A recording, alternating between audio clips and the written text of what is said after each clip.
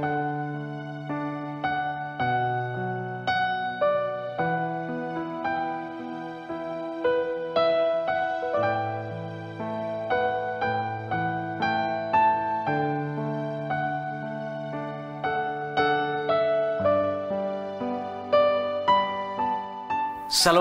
selamat pagi saudara sekalian. Senang bisa kembali berjumpa dengan saudara dalam Light of Revival, renungan firman Tuhan yang akan memberkati kita sepanjang hari ini. Mari kita melihat ayat kita, Lukas 2 ayat yang ke-6 dan ayat yang ke-7. Ketika mereka tiba di situ, tibalah waktunya bagi Maria untuk bersalin, dan ia melahirkan seorang anak laki-laki, anaknya yang sulung, lalu dibungkusnya dengan lampin dan dibaringkannya dalam palungan, karena tidak ada tempat bagi mereka di rumah penginapan. Bayi Natal yang terabaikan. Mudah bagi kita untuk menghormati orang yang berpangkat, memiliki jabatan dan kekayaan. Mudah bagi kita untuk menghormati dan memberi kesempatan kepada orang-orang yang memiliki gelar akademik. Padahal saudara, mungkin saja tidak selalu kekayaan, jabatan, nama besar, keterkenalan, kepopuleran itu diperoleh dengan jalan melawan Tuhan. Seseorang yang memiliki gelar akademik itu hanya membuktikan bahwa dia pernah bersekolah, dan itu tidak membuktikan bahwa dia cerdas.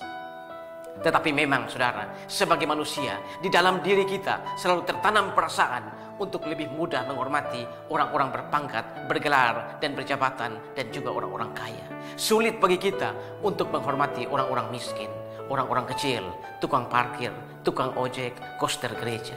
Saudara, ketika Kaisar Agustus memerintahkan untuk melakukan sensus primitif yang pertama kali, sensus yang tidak akan pernah ditiru sampai kapanpun, saat itu Kaisar Agustus tidak peduli berapa banyak biaya yang akan dikeluarkan, berapa jauh jarak yang harus ditempuh oleh para kaum urban atau orang-orang yang bekerja di kota, berapa banyak ongkos yang harus dibuang. Mereka tidak peduli. Kaisar Agustus tidak peduli. Bagi dia, pulang, aku mau menghitung kalian. Lalu saudara, kota-kota menjadi sepi dan desa-desa di Palestina menjadi ramai.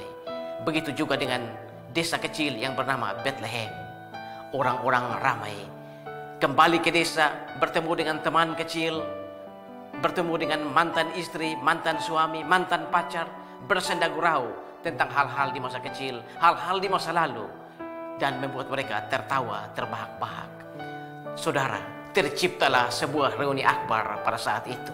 Tetapi saudara, ada orang-orang yang tidak bisa untuk mengikuti reuni akbar itu. Siapa mereka? Para gembala. Saudara, para gembala ini, mereka bukan tidak mau mengikuti reuni akbar itu, tetapi mereka tidak bisa, karena mereka harus menjaga domba-domba mereka. Itu bukan domba mereka, tapi lebih tepatnya domba majikan mereka.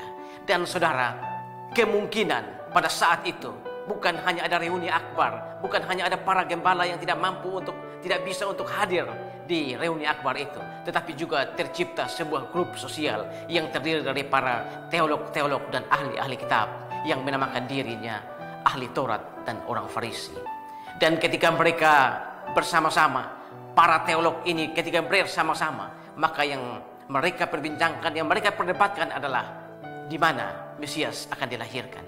Dan ketika berbicara seperti itu, tentulah mereka akan membaca Mika 5 ayat 1. Hai Bethlehem Efrata, yang terkecil di antara kaum-kaum Yehuda, daripadamulah akan bangkit seorang pemimpin yang akan memimpin Israel, yang permulaannya sudah sejak purbakala, sejak dulu kala.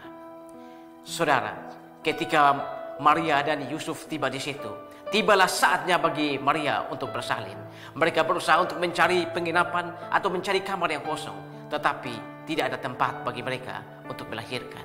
Saudara, apakah memang tidak ada tempat, tidak ada satu kamar pun di desa Bethlehem?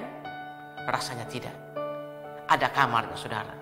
Tetapi saudara, andai kata Yusuf datang naik Alphard atau Lamborghini, andai kata Maria menggunakan baju-baju branded atau bermerek, Louis Vuitton, Army, mungkin nasib akan beda, sejarah akan berbeda. Tetapi sayang saudara, dua remaja ini, pakaian mereka terlalu lusuh. Mereka tidak mendapatkan tempat. Mereka akhirnya tertolak ke kandang binatang. Dan Maria akhirnya melahirkan Yesus di kandang binatang. Saudara, seharusnya mereka bisa mendapat tempat yang lebih baik. Tetapi orang-orang mengabaikan mereka. Kedatangan Mesias yang pertama terabaikan oleh orang-orang. Sementara reuni akbar berlangsung, sementara para teolog berdebat, sementara itu Mesias datang. Dan kedatangan Mesias ini terabaikan oleh orang-orang di situ. Mengapa? Karena mereka tidak menduga bahwa Mesias akan datang pada saat itu. Mereka tidak menduga bahwa Mesias akan datang dalam kehinaan, kesederhanaan, dan kemiskinan. Yang ada dalam bayangan mereka adalah Mesias akan datang sebagai raja dalam kemewahan dan kemegahan.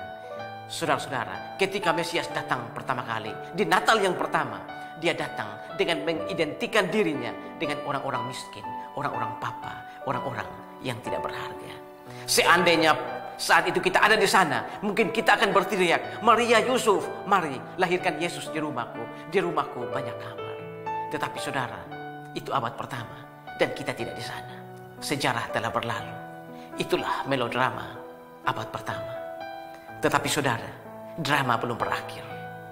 Bagaimana dengan kedatangan Yesus yang kedua kali? Apakah kita tidak akan mengabaikan Yesus lagi? Tidak akan mengabaikan Mesias lagi? Yesus sendiri berkata, ketika Anak Manusia datang dalam kemuliaan dengan diiringi malaikat-malaikat, ia akan bersemayam di atas tahta kemuliaannya. Dan pada saat itu, dia akan memisahkan orang-orang, sama seperti gembala memisahkan domba dari kambing. Domba akan ditempatkan di sebelah kanan dan kambing di sebelah kiri. Setelah itu dia akan mengatakan kepada orang-orang yang berada di sebelah kanan, hai, mari, datanglah, masukkanlah ke dalam kerajaan Bapakku yang telah disiapkan sejak dunia dijadikan. Sesudah itu dia berbalik ke orang-orang yang berada di sebelah kiri dan dia berkata, enyahlah kalian pembuat kejahatan, masuklah ke dalam neraka yang telah disiapkan bagi iblis dan malaikat-malaikatnya. Karena ketika aku lapar, ketika aku telanjang, ketika aku haus, ketika aku dipenjara, ketika aku sakit, kamu tidak melayani aku. Saudara, orang-orang yang ada di sebelah kanan itu memprotes Tuhan. Mereka mengatakan, Tuhan, bila mana kami melihat Engkau lapar, telanjang, haus, orang asing, dan kami tidak melayani Engkau? Dan Tuhan atau Raja itu akan menjawab orang-orang itu, segala sesuatu yang tidak kamu lakukan untuk salah satu dari saudaraku yang paling hina ini, kamu juga tidak melakukannya untuk aku. Saudara, di Natal yang pertama, Mesias datang dengan kehinaan dan kesederhanaan, mengidentikan diri dengan orang-orang susah, orang-orang miskin. Tetapi di kedatangannya yang kedua, dia juga akan datang dengan mengidentikan dirinya dengan orang-orang hina, orang-orang papa, dan orang-orang miskin.